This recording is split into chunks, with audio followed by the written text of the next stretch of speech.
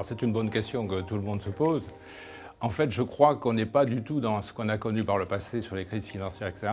On a été dans un stand-by économique. Et donc on a suspendu l'activité économique pendant 2 mois et demi. Donc aujourd'hui, on nous annonce moins 8% baisse d'activité de 8% de PNB pour 2020. L'année prochaine, 9% d'augmentation. Donc on voit bien qu'on n'est pas dans une récession, mais dans un stand-by économique. Alors ça, c'est le carrefour de l'impossible. Parce que l'environnemental, on l'a intégré dans les raisonnements immobiliers depuis quelques années, à travers les normes, etc. Et donc, je veux dire, ça, c'était complètement dans la logique industrielle.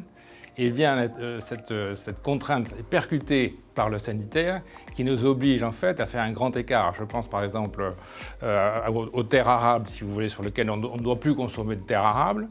Donc on doit faire de la densité. Et la densité n'est pas compatible avec le Covid. Donc un peu l'impasse. Mais voilà, soyons optimistes et je pense qu'on arrivera à trouver les meilleures solutions.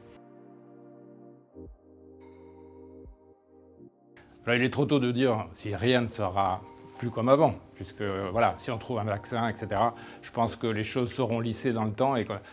Par contre, si on ne trouve pas de solution, si on vit dans cette difficulté sanitaire, là, effectivement, on va dans un monde qui va changer, où le quotidien sera différent, on ne se déplacera pas tous les jours, on ne prendra pas un avion tous les jours, et donc on aura un local beaucoup plus fort, beaucoup plus puissant, avec un plus pour l'environnement.